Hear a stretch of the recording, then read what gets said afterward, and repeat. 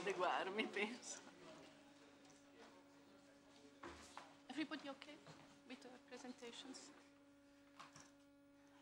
Dear colleagues, I think we are going now to continue the session with an Italian panel.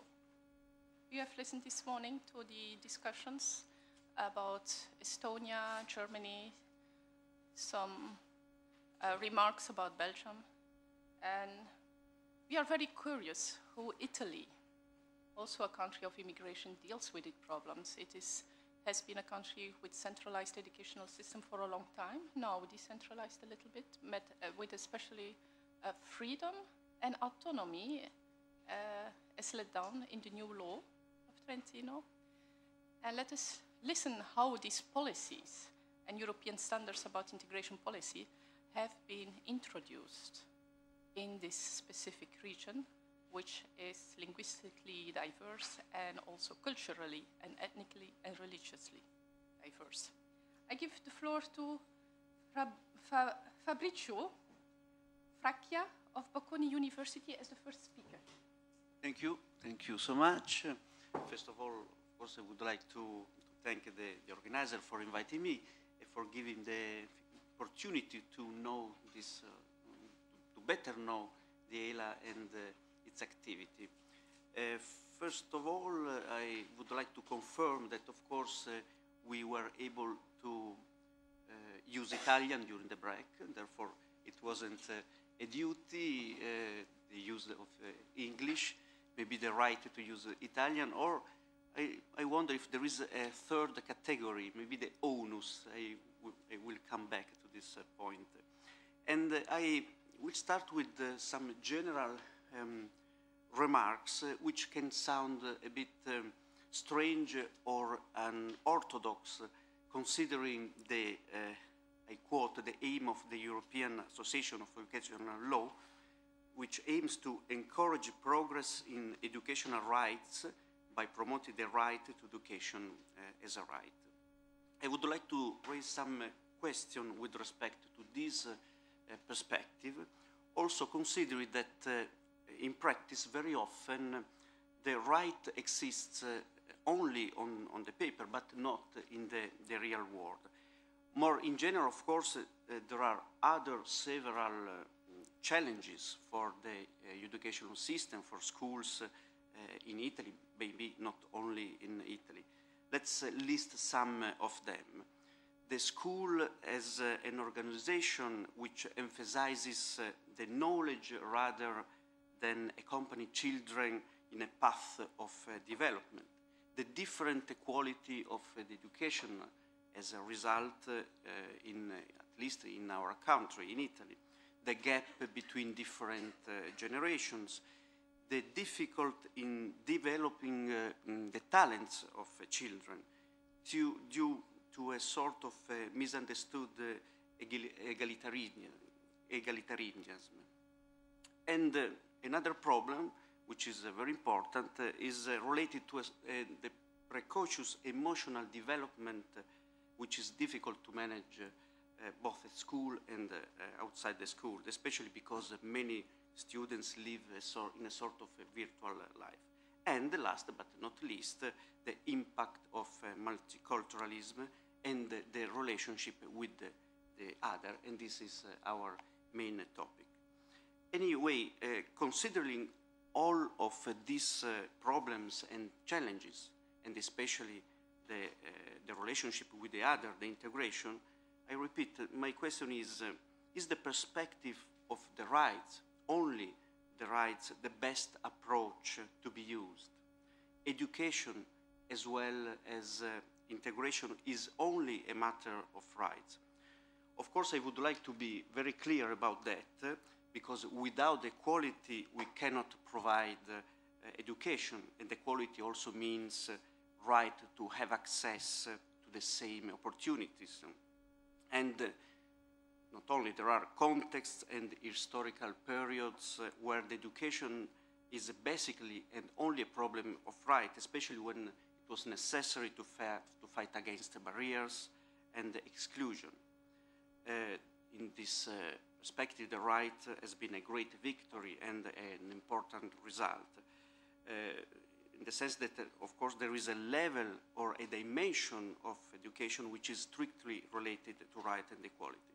And within our Constitution, for instance, we have many provisions, many articles which refers to the right.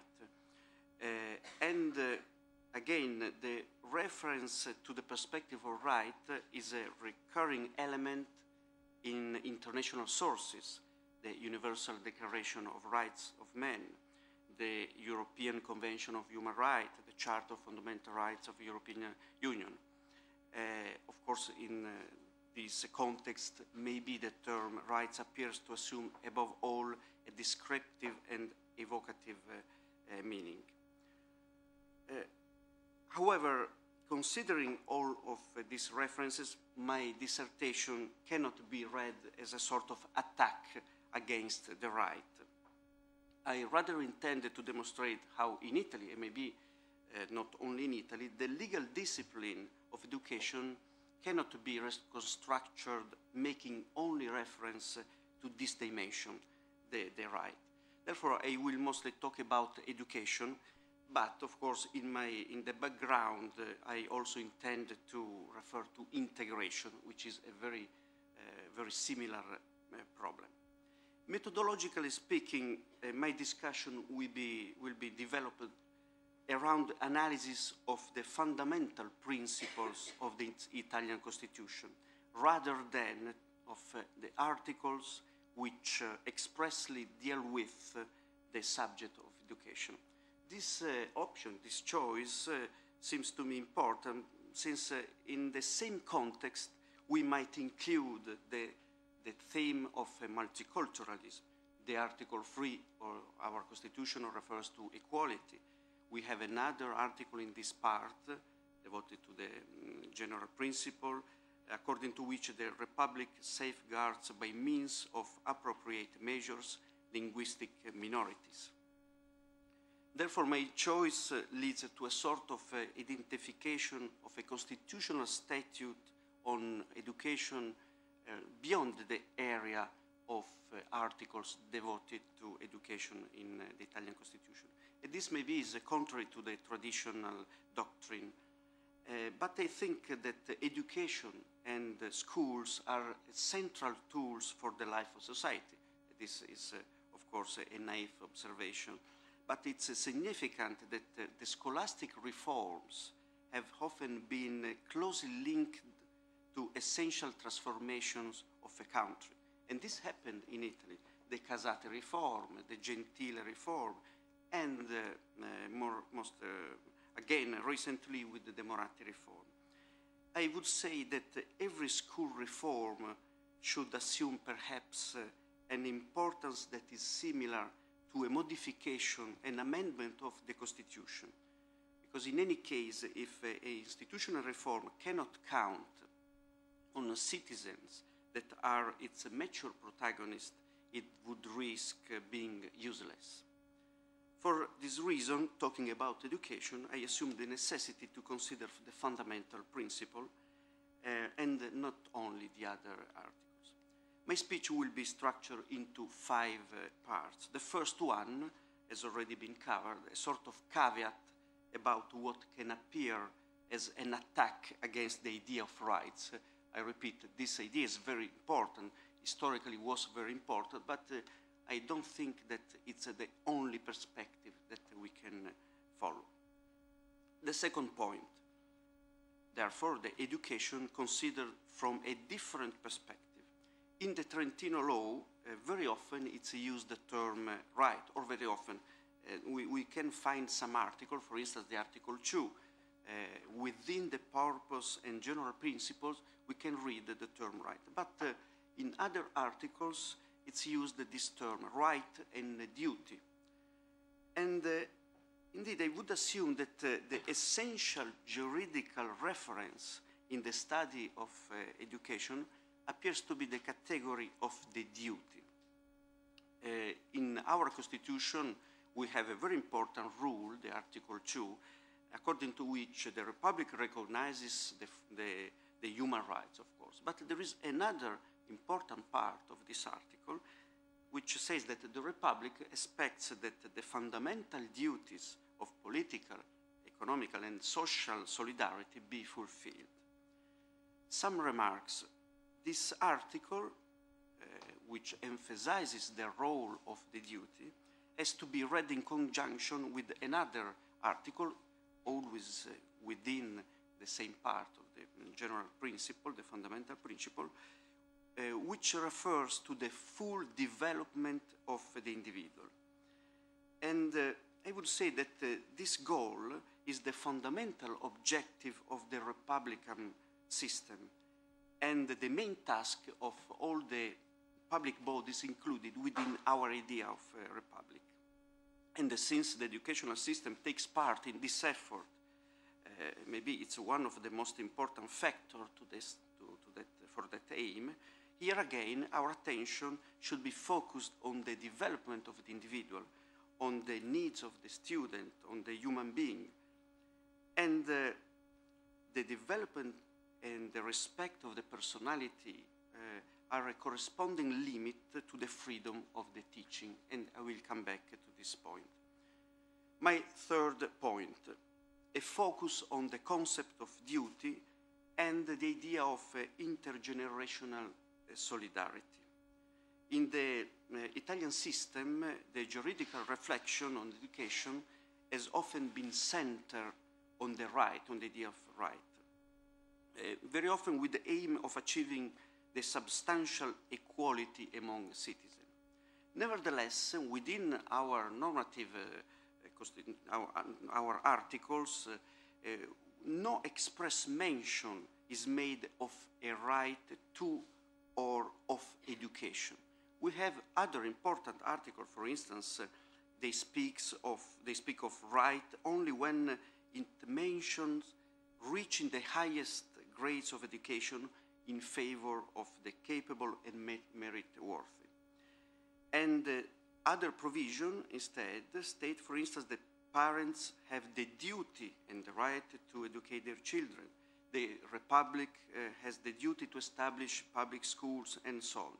And I repeat, there is this Article 2 referring to the duty of solidarity, which seems to me very important. And I would like to emphasize once more the link with the individual development, because this element could be a sort of a point of intersection of two different lines. Indeed, education can be considered from an individual point of view and from a collective point of view, that of society. As for the first perspective, as already said, the fundamental concern relates to development of the person.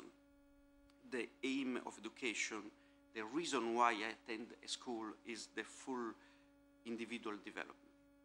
But also from the collective point of view, because education is a very powerful interest for the state, a democratic system requires citizens who knows how to manage freedom and rights, and therefore who are well educated. Therefore, the two dimensions, in my opinion, the individual one and the collective one, tend to converge towards the promotion of the growth of individuals, the final aim of the educational system and of the Republic. And this is a duty for states and for society.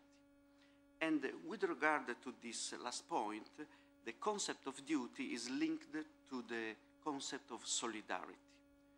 This leads to the concept of intergenerational obligation, which today is studied, for instance, very often within the perspective of sustainable development, environmental protection, and so on. But this duty to leave to our children and to future generations a world which is not worse than the one we have lived in can be used, in my opinion, also with respect to the educational dimension, in the sense that it also involves an educational offer that allows citizens to develop their personality. But it's not only obligation of the state, it's an obligation for the society. Therefore, the duties applies also to family and society in general. The fourth point I am going to finish the solidarity and the other important actor of this system. I'm talking about the student's perspective. The concept of education that I suggest, as well as the idea of solidarity, integration, and multiculturalism, because they are so close, as I said before, means an undertaking by the students, in the absence of which, of course, it's impossible to get the educational result. Indeed, scholastic success depends essentially on three elements: an adequate teaching offer, the capability and the aptitude of the person, and the effort of the pupil. In particular, the guarantee of being able to make use of statutory service does not ensure the achievement of specific result. This is a right, the right to have access to the offer, but it doesn't guarantee, of course, the final result. This depends largely on the effort of the individual. Therefore, they have a duty, but I would say better it's a sort of onus. If they wanted to get the result, they have to make an effort. Legally speaking, I would say that besides the right to have access, there is this onus for students. In conclusion, the picture that emerges is that of a plurality of a juridical situation. As a lawyer, I try to list the juridical situation that come together in the student. First, the aspiration for scholastic success, maybe is not a full right. The right, this is a real right, to success in specific condition. The right to make use of a number of services. And in this perspective, in the Trentino law, we have some provision that emphasize this kind of right. The duty, or better, the onus to make an effort to achieve the result. Of course, I have to clarify an important theoretical point. In my mind, education should not be identified with the service in connection with which exclusively could we talk of a right, but it's a goal which requires the activation of those who make use of the service through an interaction between or among all the actors involved, the organization, the family, the teachers. And I would add that such a plurality of situation also demonstrate the insufficiency of a perspective which is very common in Italy. I would like to try to provoke a bit, that highlights the need that the public authority unilaterally removes the obstacles that prevent the full individual development. We have a very important Article 3 which refers to this idea of equality. But such a norm, however important, doesn't cover all the area of the education, since it refers only to a unilateral undertaking on the part of the public authority, without making any explicit mention to the role of the students and their commitments. Instead, if at the center of the juridical context we find the issue of the development of the personality of the pupil, teaching has to be calibrated depending on the requirements of the individuals, with the consequent impossibility in this field of a standardization of services. A good teacher has to know how to operate a differentiated way and not in the same manner with all their subjects. This might be important, of course, also dealing with the multiculturalism. I have already said that the final aim is the development of the personality of the human being. But this is also a limit for the freedom of teachers. They have to respect the idea of students and to leverage their skills. The respect for the freedom of pupil to choose how to develop on their personality can be used once more as a foundation of the necessity to guarantee a public offer of education. And this in Italy is a very traditional topic.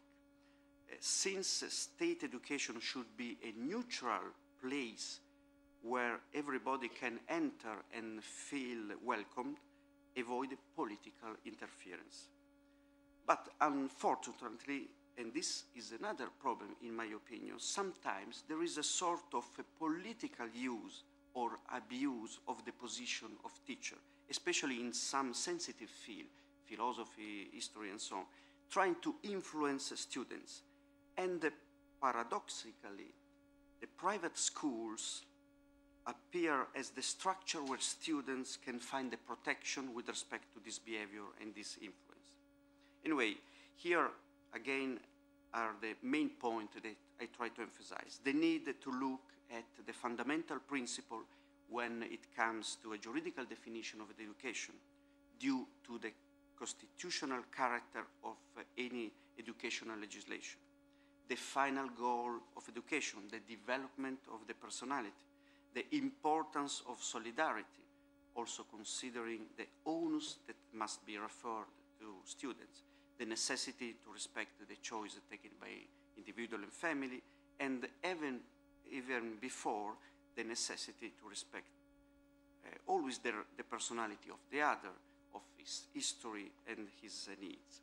All these elements are relevant in the educational context, but are also very important in dealing with multiculturalism. Multiculturalism and the related problem of integration, as well as education, are not only a matter of right, but also of solidarity and commitment of all the subjects involved. A common set of legal principles and tools that can form a common theoretical frame. Maybe this can help in matching the dimension of multiculturalism in the context of education. This, at least I hope, is my contribution to our discussion. Thank you for your attention. Thank you very much. I think it is indeed true that a question whether the right is the best approach to be used for realizing the integration, that it can be questioned, but law has always been a fundamental driver of fundamental changes. And in Europe 2020, one of the statistical informations is that we have to limit dropouts and reduce dropouts to 10% of the population. And I know that Italy has a very bad score on that point of view. So I think that law has to interfere if policies are not interfering themselves or reaching a specific goal. Leaving all these people drop out without any job or employment is not contributing to the economic growth and perspective and social cohesion. So yes, I think that at a certain moment law has to interfere. On the second issue, how to adapt the educational system with the need to preserve traditions of previous generations, you have a point. The Constitution reflects views of the past, that's the fact, but it should not always be amended. Fundamental rights are described in a rather vague way. They can be interpreted, especially by the highest courts, how to adapt the Constitution to the present-day situation. And it includes the implementation of the right and the duties to educate and to be educating. Individual rights should not be sacrificed on the altar of collective use, but the other way around, it's also true. Collective use should not be sacrificed on the altar of individual rights. We had here some cases in Italy also. And students have the right and the obligation to learn so that they can become productive and active citizens. But parents should be obliged also to encourage their students to study. We have in Belgium, for that aim, special contract of engagement, of engagements, which obliges parents to be involved in the education of their pupils. So, thank you very much, Fabrizio Fracchia. I would now like to go to Olga Bombardelli from the University of Trento, colleague. Thank you very much. I feel very honored to be here in this conference and thank Professor Tognatti for organizing it. I I appreciate it for many reasons. First of all, for the quality that we already know at a high level here in this faculty of law, but even because of the involvement of women and of working in English. So we just try to go higher in our country because we are really poor in foreign languages, in internationalization. So this is a way to go further on. So my topic is Multicultural Society and Intercultural Education in Italy and in Trentino. Oh yes, if you like, I prepared some slides as guide. So, and I try to discuss some points, very synthetic. First of all, what do we mean for multicultural education? Because there are different interpretations in the different countries. Oh, this is the title. You can go to the second slide. Thank you. Yes, here are my points, which are 7, but don't worry, it is all together connected. So, for example, in English-speaking countries, it is multicultural. In the continental Europe, we mostly, Italy, Germany, speak about intercultural, transcultural, and we distinguish among multicultural, which is for us only when cultures are near each other, and intercultural, it means when cultures are able to interact, to cooperate. But as I said, in the world there are different interpretations. In the English-speaking world, multicultural is the only way, and they started a long time ago. So the first point is a little bit what do we mean for intercultural, and before trying to highlight what do we mean for intercultural, multicultural education, I would remind that cultural awareness and expression is one of the 8 key competencies of the European Union, which were stated in 2006. And you can see the 6, or maybe we are better doing like that. Yes. There are 8 key competencies that every citizen should know in Europe, should acquire, should develop, and the 6th one is cultural awareness. So it is an important aim for the European Union, and all countries in their own school reforms adopted these 6 key competencies. And I must say, even in Italy, we try to do a big effort in this direction, especially in Trentino. So what do we mean for a multicultural society? It is the 4th slide, thank you. Yes, here. Point 1, multicultural society. Yes, so mostly when we say intercultural, we think different ethnic background, different cultures in sense of people coming, immigrants, and so on. In fact, I think multicultural is even for different kind of cultures. Even, for example, when we have different age, different level of instruction, different socioeconomic classes. And in fact, multicultural is not only something that we live in the 21st century. Of course, we experience it now in a very massive amount, but even in the past there were cultural exchanges, especially in our region, for example, that we are border region among Germanic and Latin world. So if we have a look in our languages, we found origins from everywhere, from Arabic countries, from Latin, of course, but even from Celtic. And in this world of global interdependence, sure, culture must be something, interculture must be something that we keep in mind in all our teaching and educating in the school and outside the school. What do we mean for culture? Of course, here I think culture in anthropologic sense. Culture is our traditions, our ways of living, of eating, our religions, is, first of all, an orientation for our life, our rules, our habits, and of course, cultures imply identity, and this is a very important fact, that having their own identity can be a limit if we only see our own identity and are not able to understand at least the different identity without, of course, canceling our own identity. I must say this work about the multicultural society started many decades ago. For example, UNESCO published it already in 1976. So next, yes, thank you. So the different cultures sometimes are even in the same country, because I already heard state and nation are not the same. For example, here in Südtirol, we have German, Italian, Latin groups. So different cultures are not only Islamic and Christian world or something else, but there are sometimes more differences among rich and poor people in the same nation, in the same group, than among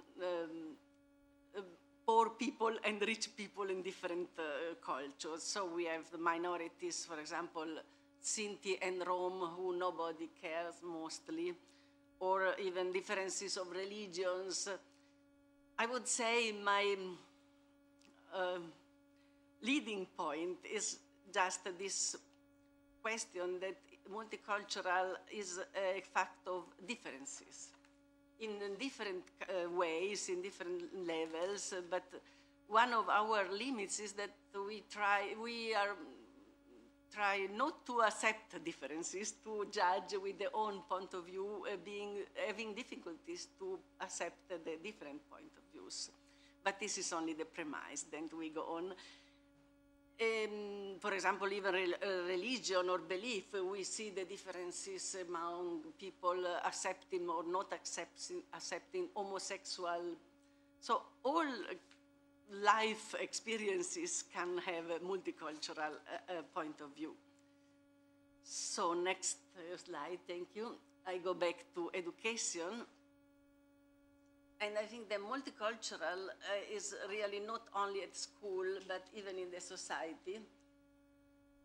Of course, their own traditions give a sense of belonging, gives a tranquil way of life, so it is difficult to accept differences. And of course, we are not forced to accept everything new. It is normal that it can be a slow development.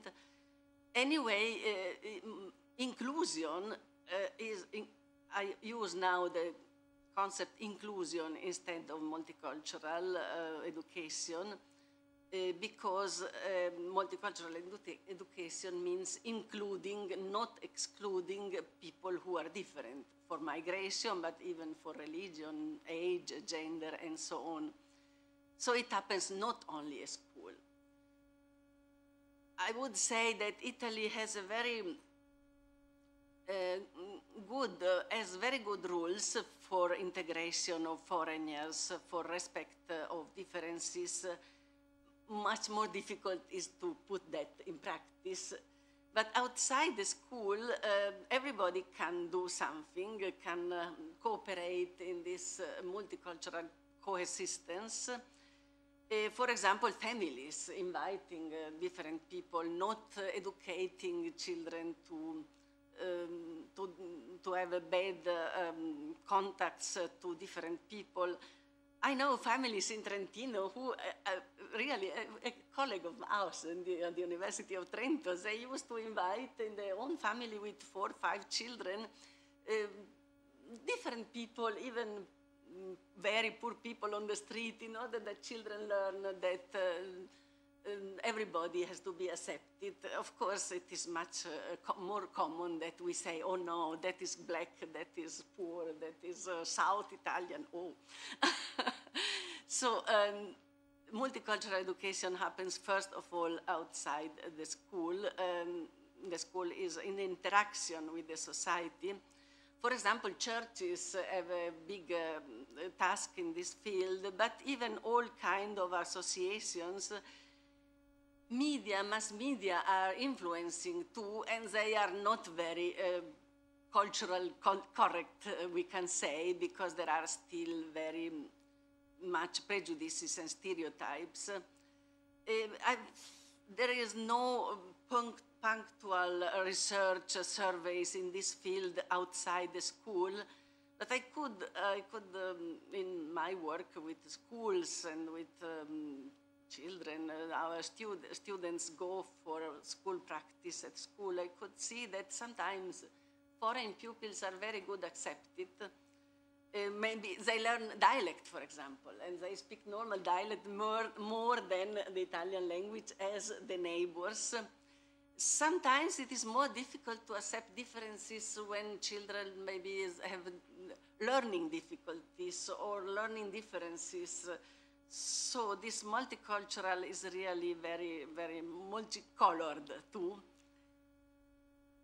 So one of the, when I discuss with my students about multicultural education, sometimes I say we have to cancel all ideologies, all religions, so there is no conflicts, which is stupid in my opinion.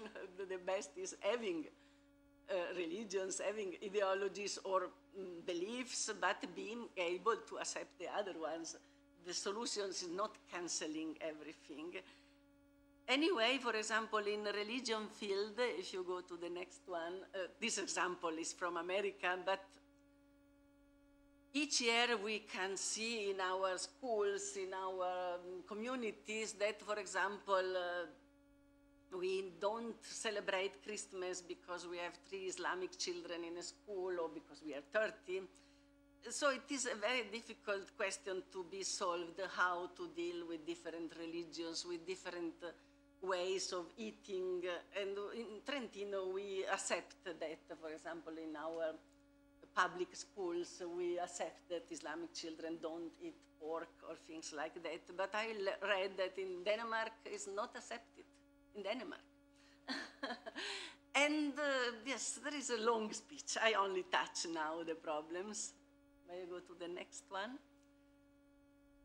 So that was outside the school, the big difficulties. In my opinion, we should respect the other cultures, but even our culture. Of course, there are different opinions. Anyway, there should be a reciprocal acceptation. So what does the school do? In Italy, we have totally integration.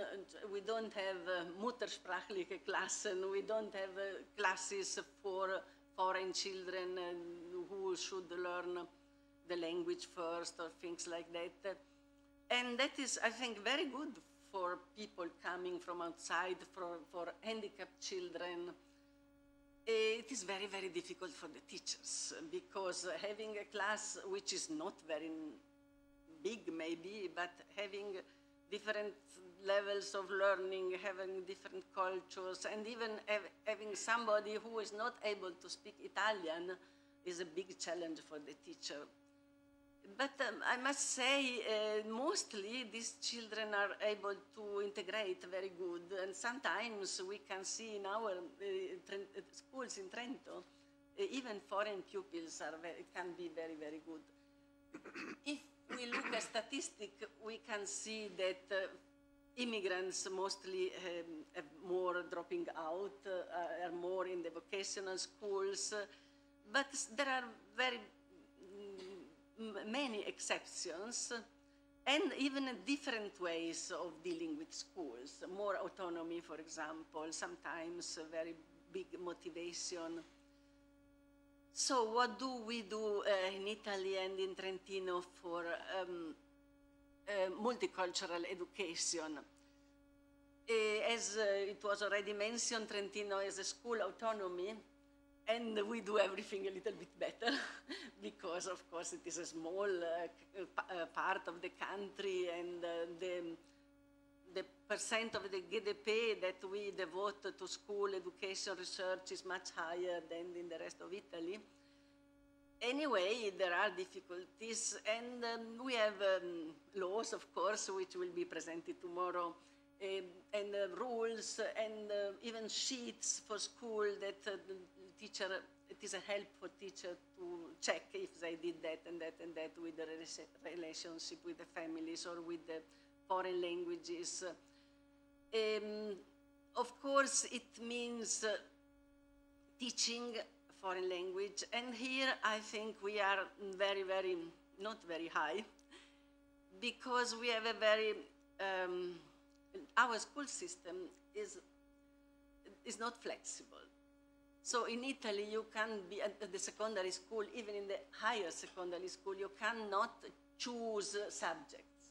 In the most European and even world systems, in the higher secondary school, you can choose subjects and having the main subjects and the optional or quite optional subjects. In Italy, everybody has to do the same.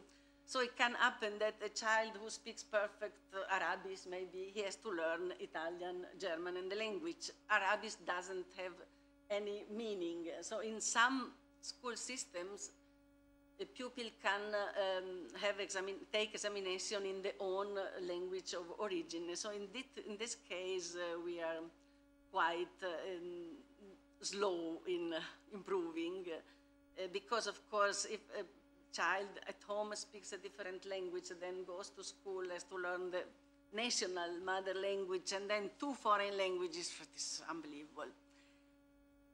So, of course, history, religion, they can choose their own religion if necessary. And history means, in a multicultural view, means trying to give the different point of view, the different interpretation. And in this field, it is really a help, even for the autochthon children, to see that history can be interpreted in different ways. We have a project at the moment at the Faculty of Humanities, and we have six partners. And first, everybody, in the first step, everybody were in Schengen. Now we have Romania, so it's not in Schengen. You have to be more careful to explain things, to see the different way, the different interpretation. So multicultural education can be done in the different subjects, but first we should have more flexibility in allowing different interest to pupils, which seems to be for Italy almost impossible. But it would be a good way, having more flexibility in the choice of subject could be a good way to help all the differences and even to improve the level of learning. So in the schools, we have a lot of extracurricular teaching, learning experiences, so exchanges. Trentino is very active in exchanges with Austria, for example, but even in exchanges with Europe or even in the other world countries. And I must say, it is difficult to have a survey, but there are many free, yes, I go, free proposals, peace education, and so on. So we can go, thank you for reminding me the time. So the next one is only an example by the Council of Europe, how foreign languages implies different proposals. We can go on. I put some examples what teachers do at school. Even teaching tools, I must say, there is a lot of help. Maybe we should be much better in ICT, in using materials in internet. Next one, please. This is an example of the law in Trentino. So teacher training, let me 2 words.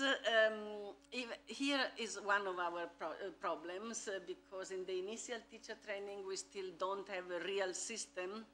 And what we do is quite traditional still, so we don't have so much practice at school. But I want to be quick, please. Next one. Oh yes, let me say today is the World Day of the Teacher. Today, yes, 5th October, World Teachers Day. So that is UNESCO Day. I think we can take the fact that nobody talks about that is how can I say, it means that we are not so international, but sometimes associations and institutions do something. So one of the centers who work for intercultural education is Mille Voci, thank you. There are even many, many associations. Trentino is very active, and even in the rest of Italy, of course, not in all regions. We know the difference is very big among the south and north. So I would conclude with 2 slides, perspectives. So I think we can't divide school from society.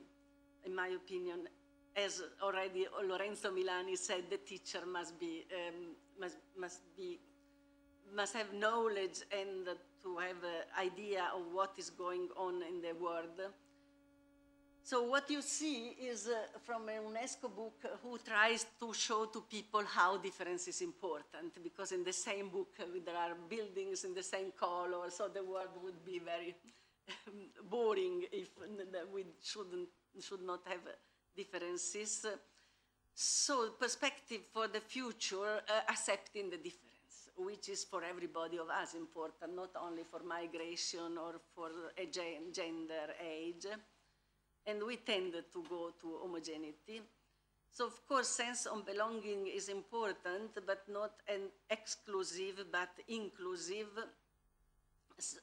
These perspectives of multicultural education can be done in all subjects, but especially, I would say, in the general education. If people are coherent, are documented, are precise, they are even less racist, or prejudices are even a way of thinking, not only a cultural problem. So, of course, for the teachers, mobility, going in different countries, having exchanges could be the best way to improve the situation. So we finish, finally. So I think that Europe should be the best place to promote difference, because we are unity in diversity. And I conclude asking, do we have to expect a class of civilization, or are we able to construct a future of peace, of cooperation? That is even task of the multicultural education. Thank you very much.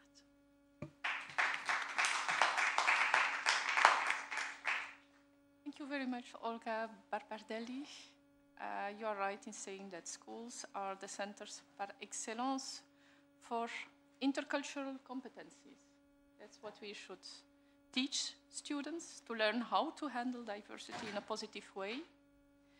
And the second point is that schools are the place also par excellence to fight segregation in and between schools, especially with disadvantaged pupils ending up in underperforming schools, or, as you said, in vocational tracks only.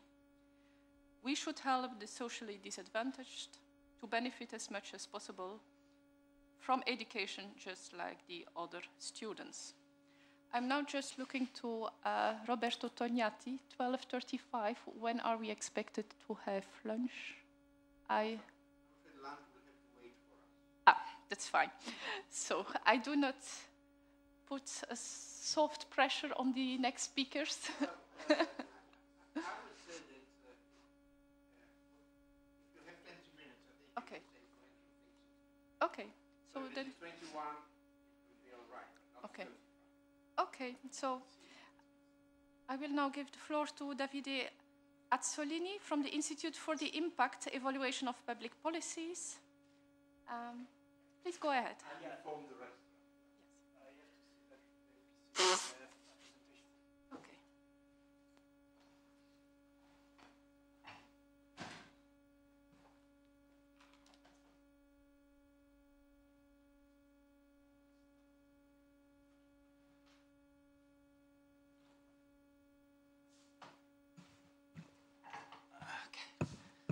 So, good morning to everyone.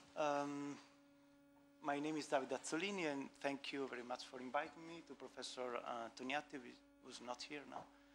Well, in my presentation, I will try to shift the focus from multiculturalism to a slightly different topic, which is the immigrants' disadvantage in education. and I will focus on Italy and on Trentino in some occasions by providing some empirical evidence on this gap that we observe between children of immigrants and natives. And basing on this empirical evidence, I will try to provide some policy suggestions that might be discussed after the presentation or even during the presentation. If you want to stop me and ask questions, then feel free to do this. My presentation will start with a very short introduction of the topic. Then I will present, as I said, an overview of the immigrant native educational gaps in Italy and Trentino, and then I will conclude by trying to draw a short state-of-the-art of public policies in Italy on this topic and by providing some policy suggestions. So the immigrants at school are, so to say, a problem across all OECD countries for two reasons. It's a quickly growing population, and it's a population which on average shows lower achievements as compared to the native population, meaning that they get lower marks at school, they get lower points on the standardized tests on both reading and mathematical skills. And they also, well, I will define it later, but I mean children of immigrants, both born in the destination country as well as born abroad. So both first and second generation. So to be more correct, it's children of immigrants. What I was trying to say is that the gap, we can observe the gap both in achievement, so as I said, test scores and grades, but also on continuation rates to upper secondary education as well as to tertiary education. So we have evidence that children of immigrants tend to attend shorter school careers as well as less rewarding school careers. So it's clear that redressing this double form of gaps is important because this way we can achieve two objectives. On the one hand, we can ensure higher social integration by providing more equal opportunities across children of different migration backgrounds. And we also can achieve some efficiency gain because we prevent a waste of human capital by ensuring that children of immigrants can really exploit their potential in the school system. But as you were saying, the situation is highly heterogeneous. We have evidence that there is a generational progress, meaning that second generation children, those born in the destination countries, on average, perform better than first generation children, meaning children that experience the migration process themselves. But there are also heterogeneity in this generational progress along ethnic lines. So there are minority groups that don't experience this generational progress and still lag behind across generations. Another important evidence deals with social background. We tend to imply that all differences that we observe between migrants and natives are due to migration-specific issues, but it's not always the case. In most countries, large parts of the differences that we observe between immigrant and natives are due to the different distribution of socioeconomic resources. So children of immigrants are performing less well, and this happens quite clearly in Germany because they are concentrated into the lower strata of the social structure of the society.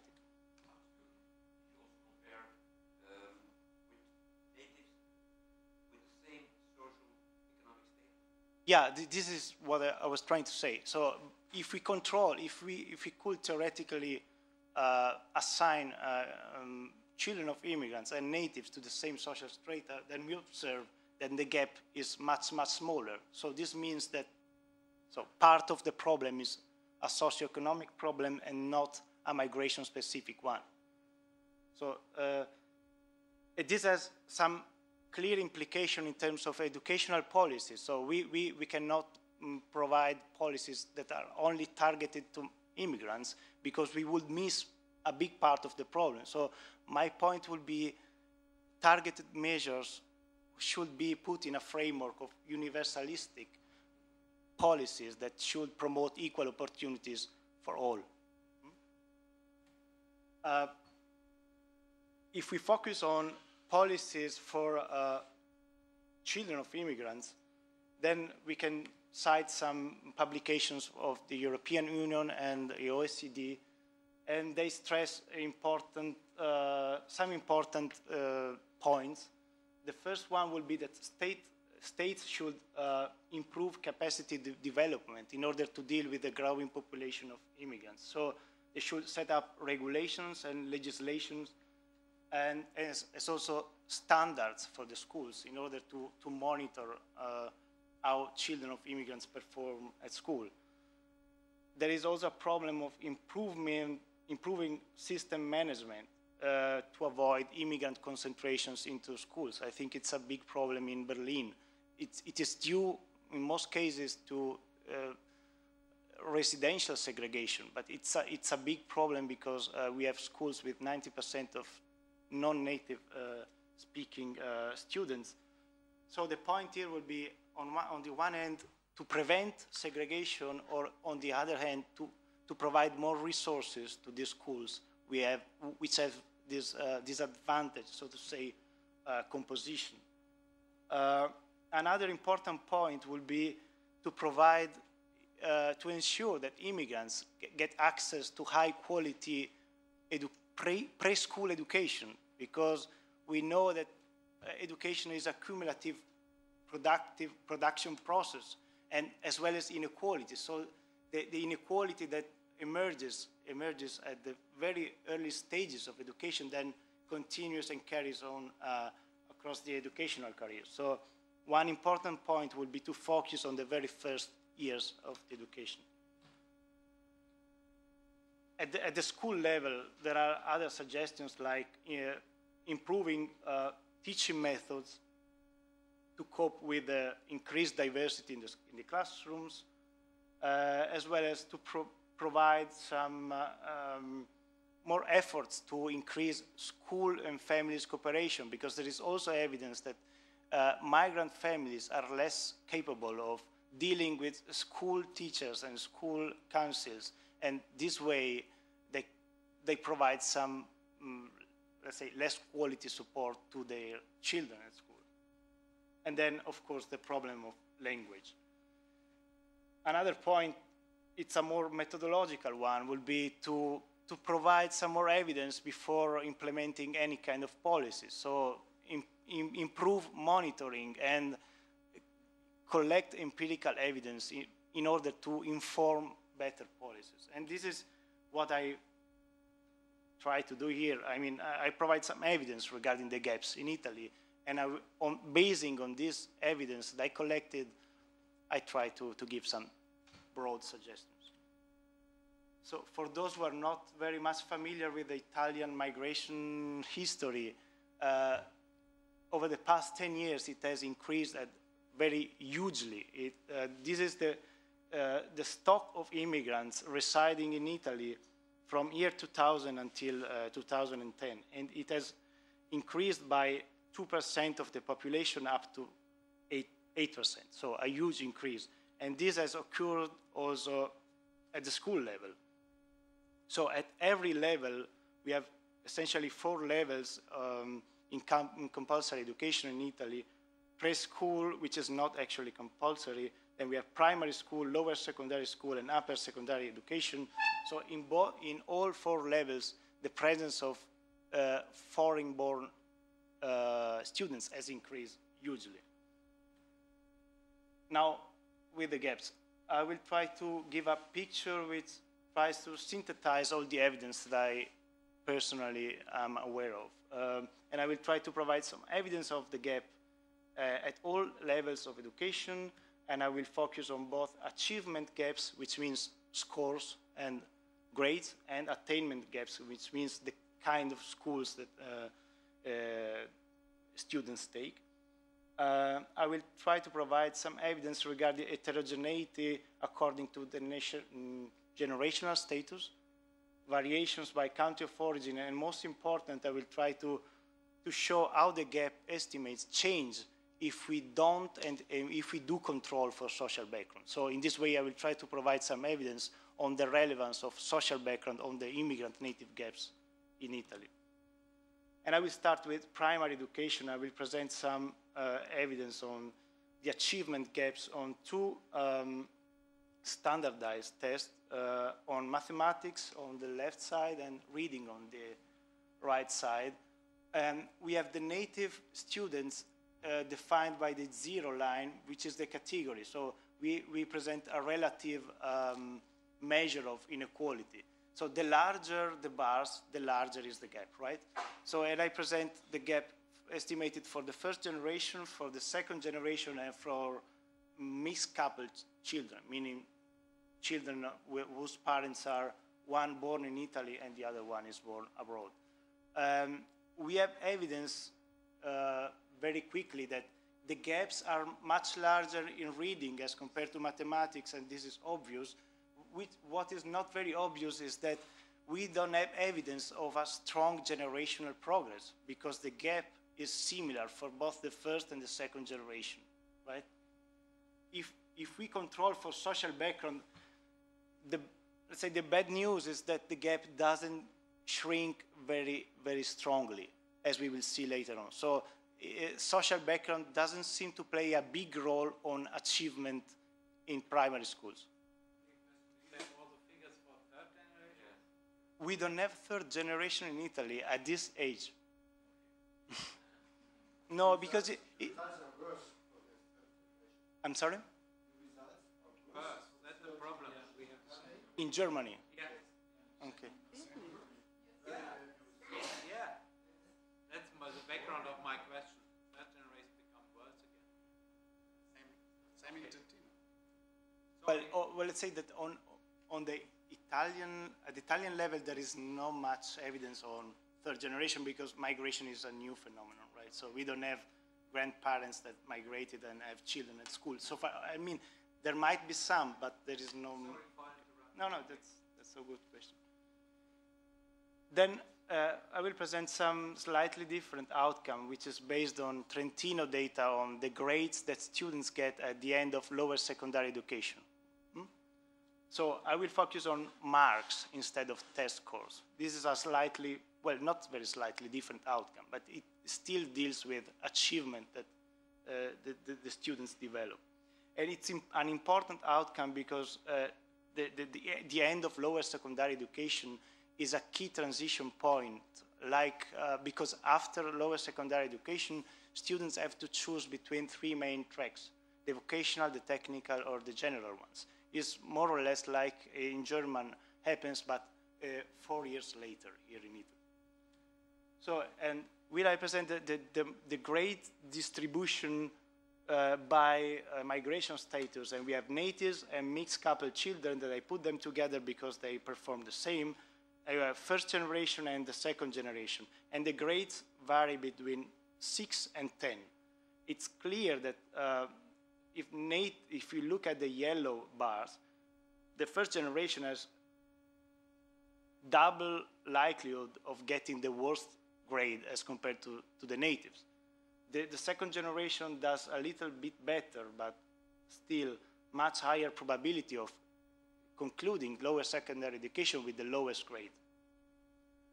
There is also quite pronounced variability based on country of origin, meaning that especially those students whose parents were born in Africa are those who perform worse. And this is a common regularity in Italy and also in other countries, whereas we see that children from parents from developed countries perform more or less like natives. 6 to 10 are the grades. So 6 is the worst grade, and 10 is the highest. Still you pass. Yeah, good point. Yeah, still you pass. So we, this is the least grade that allows you to continue to upper secondary education. And failures on this exam are so small that we couldn't present sound evidence regarding the gaps. So there is very low rates of failures on this exam. Again, if we control for social background, which is, well, we showed that the first bar, the darker one, is the estimates, which doesn't control for social background, whereas in the second one, we control for social background, meaning, again, by social background, I mean occupation and educational level of the parents. So here the gaps shrink dramatically for both first and second generation. So differently from before, social background seems to play a bigger role on grades rather than on achievement tests. So compared to primary education and compared to a different outcomes. Before it was a standardized test scores, whereas these are grades that are given by the teachers. So it's another outcome which gives a slightly different picture of the phenomenon. Overall, the gaps is detected at both levels in both outcomes, but it seems that on the grades that students get on the final exam of lower secondary education, social background plays a bigger role in order to explain differences between migrant and native students. Then I will present some evidence regarding what kind of schools children of immigrants choose after lower secondary education. And more precisely, I will present the risk of dropout first, because there is also a risk that students do not continue, although there is an obligation to continue education until the age of 15 and 16. And we show again the gap for first generation, second generation, and the mixed couple children. And the white bars are those differences that we estimated not controlling for social background. So we have very higher likelihood of first generation children to drop out of schools and to enroll in vocational schools. But this gap is reduced significantly when we control for social background. So to say, the good news is that the second generation, once we control for social background, doesn't display any difference as compared to the native population. So at least when it comes about choosing a school or choosing to continue or not, it seems that second generation doesn't differ from the native population. And more or less the same story is detected when we focus on the general school enrollment. The general track is the lycée, is the most, let's say, rewarding school because it gives more chances to continue education at the tertiary level. And the story is the same again. The first generation is much more disadvantaged, and the second generation, when we control from social background, doesn't differ from the native population. The question here is, why is there a difference on these transition points between migrants and natives? Are there different choice models, or is it because migrants are performing less well before? So in the literature, we tend to divide primary from secondary effects. So primary effects tells us that migrants have lower continuation rates and go to the less performing schools because they are performing less well than natives before. Another possible explanation is that they don't go further to general schools because their families don't perceive as a good investment a longer school period. So when I go very quickly on this because how much time do we have? 5 minutes. So the story here is that most of the gaps in these transition rates is explained by the lower performance of immigrants before. So apart from the risk of going to vocational training courses, the gaps that we see between migrants and natives are essentially explained by the lower performances of immigrants as compared to natives before. The same story comes to the floor when we look at achievement at the age of 15, PISA data that everybody knows. So the story is roughly the same. There is a slight generational progress with, let's say, the earlier immigrants arrive to Italy, the better they are likely to perform. But again, this pattern is not very clear, and it is especially evident in reading, meaning that there is a generational progress in linguistic skills and a much more limited progress with regard to mathematical skills. So, to summarize, the gaps is found both in achievement and attainment and at all levels. Social background is a stronger determinant of the gaps. We find that on average, although it's really difficult to build an average of this, we could say that social background explains roughly 0.5% of the gaps in Italy. But there are still persisting gaps, especially for first-generation immigrants and for some ethnic groups, and especially the groups that are performing less well are Northern Africans and Sub-Saharan Africans in Italy.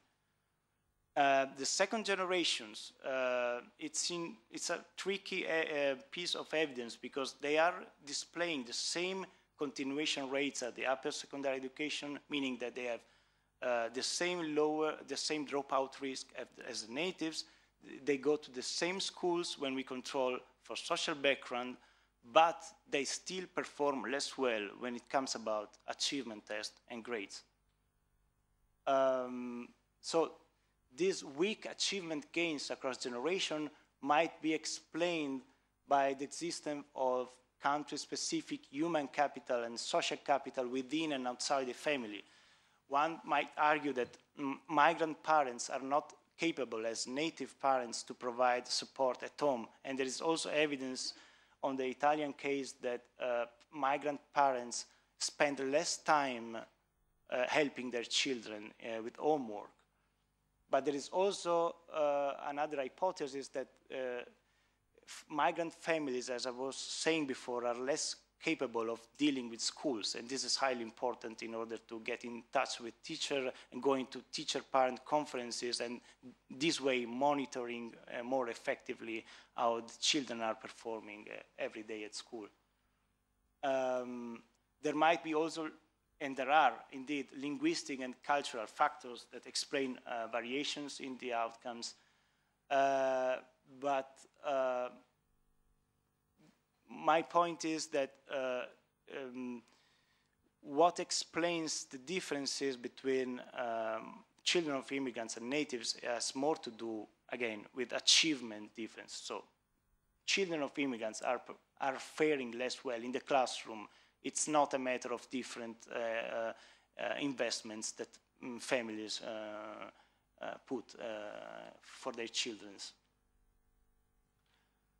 As far as the state of the art of, very quickly, of policies in Italy, there are some formal statements, as was mentioned before, the constitutional law, and there is also another law that says that children of immigrants should be included at school, and there are several important principles, but the reality is quite strikingly different. So there is the absence at the national level of a coherent policy framework to provide children of immigrants education at school. There is lack of financial resources, and the consequence of this is that initiatives that are in some cases highly valuable are carried out by single schools, by local authorities, by NGOs. And this might might be a positive thing, because we can think that schools at the very local level can decide for the better solutions, but there is also a risk of regionalization of rights, and Italy has lots of issues regarding divides in Italy, and this will be another one. So as was mentioned before, there is no extra classes for helping children of immigrants to learn the second language, Italian. Instead, there is a practice which is lower class enrollment. So when first generation students arrive at the school principals have not the resources to provide them with ad hoc classes in the language. So what do? They enroll these students in the class before, because they say, this way you lose 1 year, but you have time to recover and to learn English, to learn Italian before. So this is a widely implemented practice in Italy, although it is officially discouraged. Another new policies which has become highly debated also last week, because there has been a new study on this point, is the one related to the introduction of a 30% cap of immigrants in each class. So the ratio behind this policy was we have to prevent two diverse classes, because children of immigrants deteriorate the achievements of the native population. But there is not evidence of these effects, of these negative peer effects, and in the literature coming from Germany and many other countries, evidence is mixed. So there is no ground for these policies to take place. And most important, the problem is again that immigrants are put in the classes with the highest socioeconomic, with the lowest socioeconomic composition. So when empirical studies report the association between percentage of immigrants and average achievements of the class, then they miss the fact that the immigrants of children are in the classes with the lowest socioeconomic composition. So is again another problem. Well, there is another issue related to citizens acquisition for second generation, which might be a problem, because in Italy, even though if you're born in Italy but your parents are foreigners, you have to wait until the age of 18 in order to get citizen. So, sorry for being late, but my point is we have to be careful when designing targeted policies for immigrants, because we don't have to miss the other part of the story, so the socioeconomic one. So my point will be that targeted measures should be put in a more general framework, which attempts to provide universalistic policies in order to enhance equality of education for all. Measures targeted to immigrants should focus only on the achievement part. So language, extra classes for those arrived later, and essentially ensure that children of immigrants are attending preschool education. There is some interesting papers from Germany which display that the effect of preschool education are much stronger for children of immigrants than for the native population. And the explanation is clear, because the native population at home have two parents that speak German and two parents that know the education system and have the means to support cognitive development also in the first years of life, whereas children of immigrants don't have, on average, the same resources. That's it. Yes, thank you very much for the very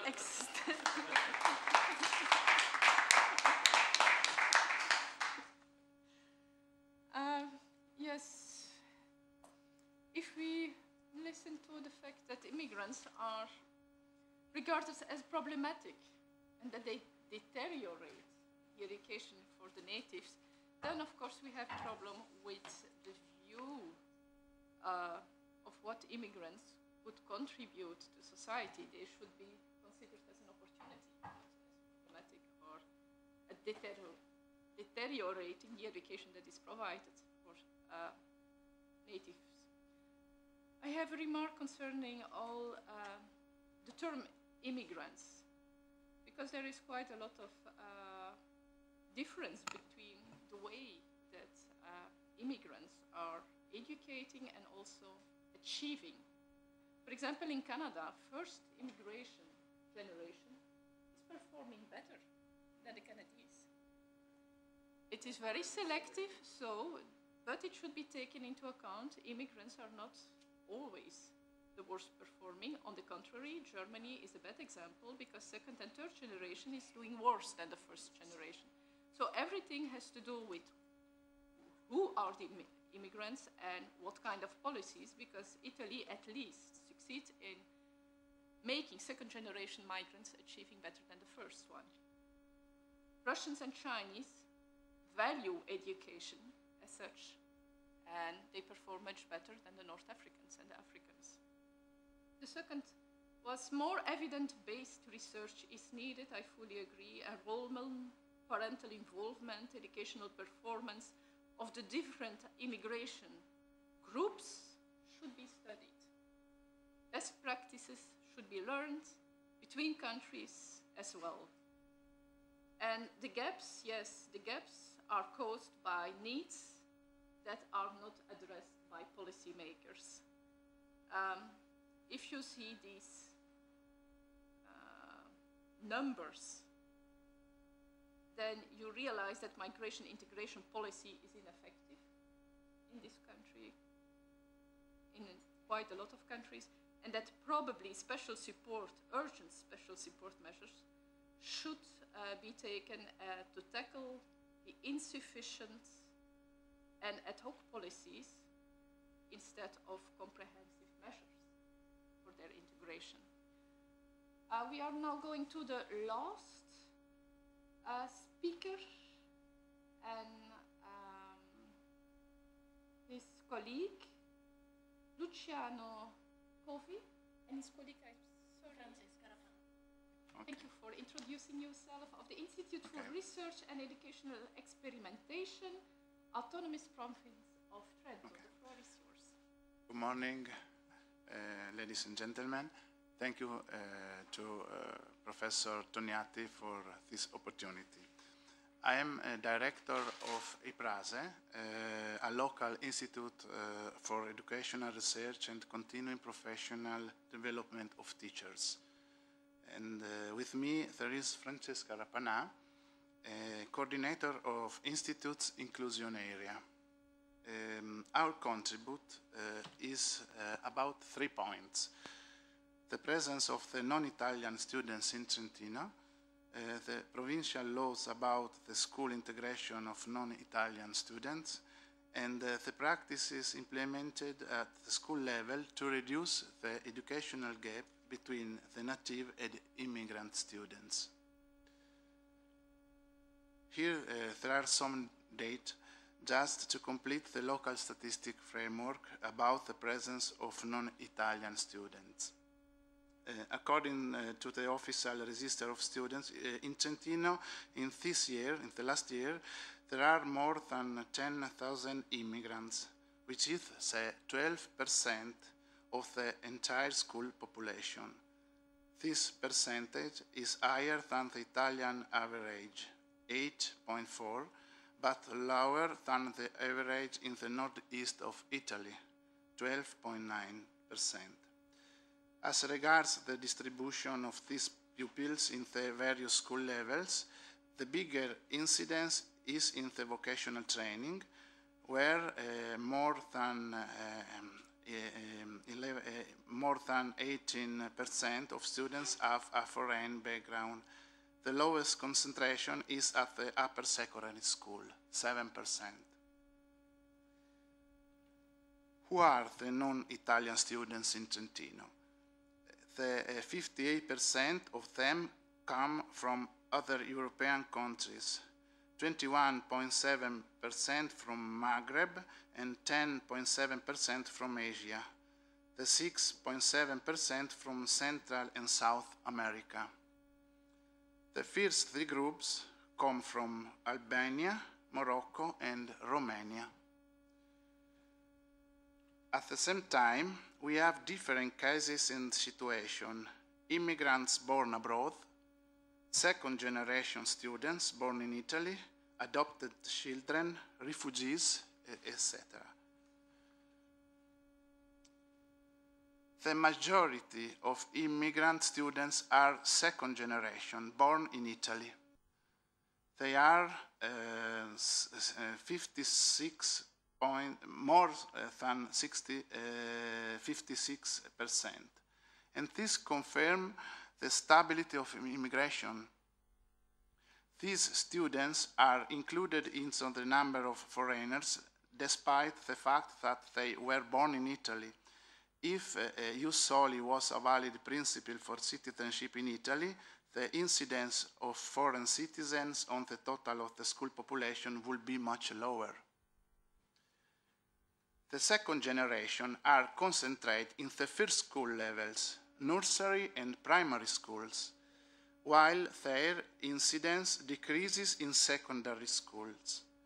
It's important to notice that the bigger concentration of second generation is in the upper secondary school than in the vocational training, in contrast to the situation of the first generation. We have already heard the previous contribute on the immigrant native educational gaps in Italy and in Trentino. The National Learning Assessment Test for the Trentino school system confirmed the lower performance of pupils with a foreign background in Italian and math subjects. But they confirmed too that in Trentino the gap between the performance of Italian pupils and foreign pupils is higher than the national average. Why this situation?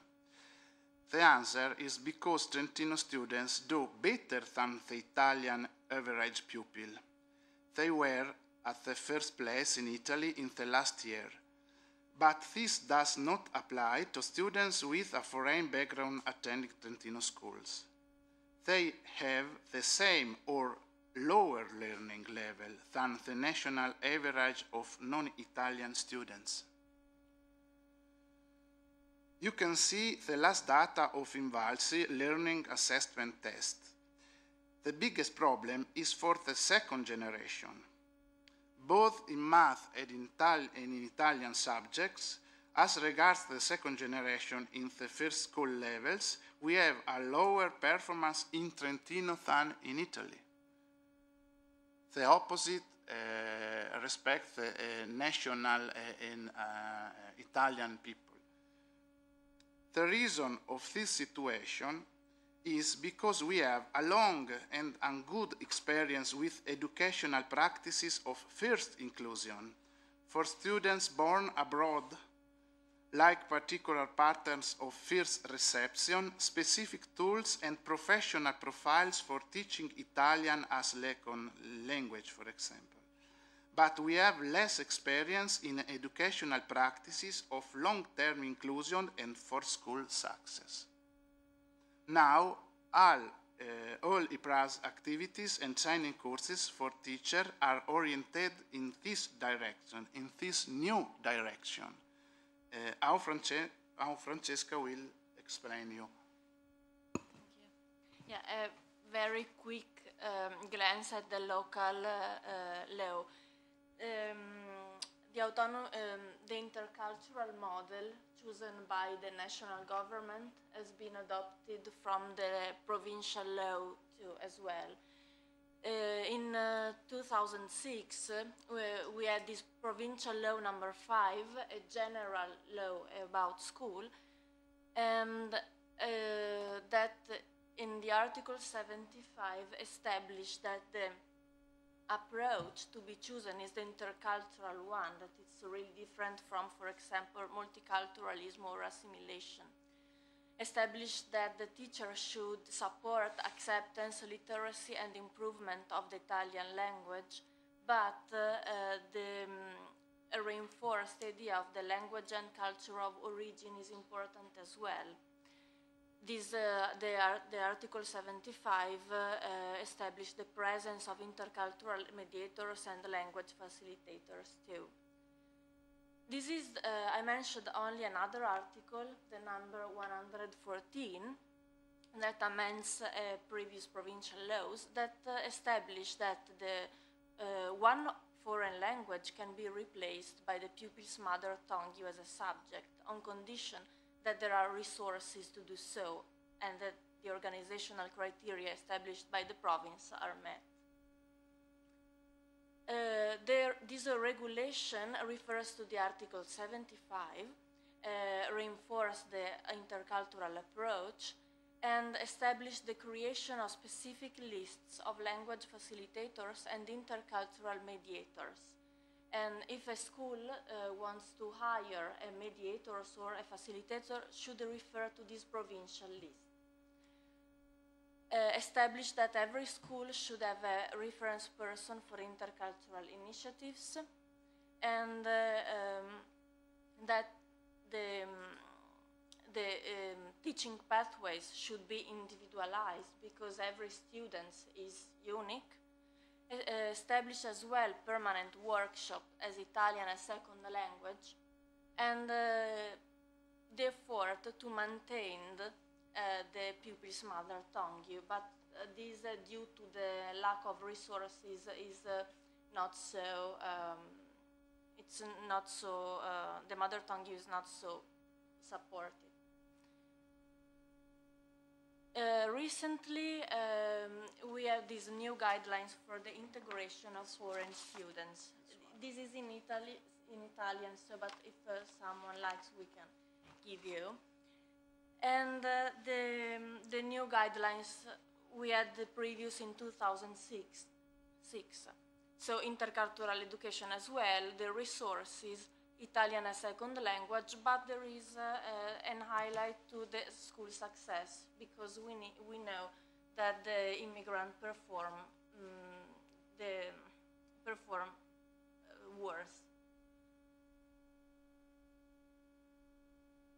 Yeah. In Trentino, we have school networks for intercultural education in order to better integrate all the initiatives about intercultural education and to promote effective actions and to invest the resources in a better way. There are school networks for intercultural education. In Trento, for example, all the istituti comprensivi, the lower two levels of school, are one network for all the secondary and vocational school. This happens in Rovereto too, and in the valleys too. We have permanent workshop for Italian as a second language in Trento, Rovereto, Cles, and Pergine. So this means that the students in the higher school could, even during the morning, join this permanent workshop of Italian as a second language in Istituto Comprensivo, primary and middle school. Each Istituto Comprensivo has its own. I don't want to talk about law anymore because I know that it's late, but I'd like just to mention two projects about intercultural education. We like IPRASE, promote these projects because we learn something about the previous projects. So I'd like to mention Tom project for Istituto Don Milani's, a secondary school in Rovereto, and a training for school leaders named Explorers in Multicultural Schools. The first one, Tom project, is a peer tutoring project because we learn that school success has to deal with relation to be engaged in the school life, to feel, to have positive relation with peers. And so this project, so here there is a picture, started in 2011, And tutor students are chosen by the class staff, parents and students meeting, and their task is to explain all those aspects of school life that might be unclear to newcomers, such even the practical, like eating in the chasing books or one studies. The central dimension of the project is the metacognitive reflection of the students. All the thoughts, the doubts, and the observation are registered on a logbook and are object of reflections with teacher too. So the students highlight the active role they play at school, the level of self-esteem increased, and they are more engaged in the school life. This is another picture. Another project that finished last year is called Explorers in Multicultural Education, and now I will explain why Explorers. Because the starting point was the consciousness that some of the project for intercultural education for some reasons failed. In particular, some training intercultural education project for teacher, and they failed because too often we think there is an issue of technical skills or practical skills, but it has more to do with an ethical dimension, because the teacher has to be aware that of the responsibility the way of teaching, for example, can influence the school success or not. So intercultural ethos, our proposal was intercultural ethos instead of intercultural list of measurable and objectively definable skills. In order to integrate foreign students at school, this training has to be completed, integrated, and supported by a strong and significant ethical dimensions which give it more meaning. Intercultural integration cannot be confined to occasional experiences. Instead, it should be founded on a constant and continuous will that guides the overall behavior and the actions of a teacher, with a view to promote the success at school of non-Italian students, which is the real challenge of intercultural education. Too often we see that in school intercultural education is only an issue of the culture of the other. We think that the real challenge is to promote the school success of the foreign students, not only to promote the dialogue between cultures. Some methodological aspects of this project. First of all, the involvement of the school leaders, that should be the pedagogical guides of the project. If a project is not sustained by the school leaders, the effort of the teacher sometimes cannot be enough. And so we insist on the importance of school leaders due to the firm belief that a school leader can really have an impact of the learning processes of pupils. Another aspect is the central role of experience when developing ethical skills. So the starting point of this project was a visit in a school, not in Trentino, but in another region with a high degree of complexity in terms of cultural differences, and planned for 2 or 3 days in a different and unknown context. So you can see the cities of the school that our school leader visited. And it was interesting because, of course, all these schools has less resources than Trentino. And so our school leaders really can understand that it's not only an issue of money, of resources, of economic resources. They were really astonished by this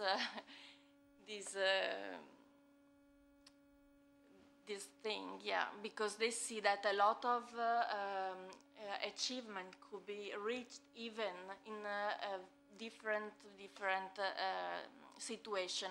In Palermo, in Cosenza, in Rome, there are are maybe less than half of the resources of the Trentino school, but they had wonderful projects to integrate the foreign students. So,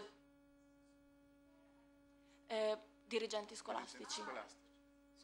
Yeah, principal, yeah. But the visit was only the first step. Then we support a process facilitator, support the project, because they, after the visit, they project something to promote the integration of the foreign pupils. And peer learning approach. The entire process enhances the value of exchange and dialogue among participants in the project, between the explored and exploring leader, among exploring leaders, and among teachers. The last one is the Intercultural Study Committee, IPRASE, Intercultural Center of Mille Voci, that Professor Bombardelli mentioned, and the University of Trento Forum Trentino per la Pace Training Center for International Cooperation worked together to edited a report that aims to address the future directions of the local policy for the integration of foreign students. And the report will be available at the end of this month. We made a lot of interviews with stakeholders, school leaders, teachers, intercultural mediators, politicians, NGO, in order to deeper understand what's going on about the integration of foreign students. So the report will be available at the end of this month, so we will let you know when. Thank you.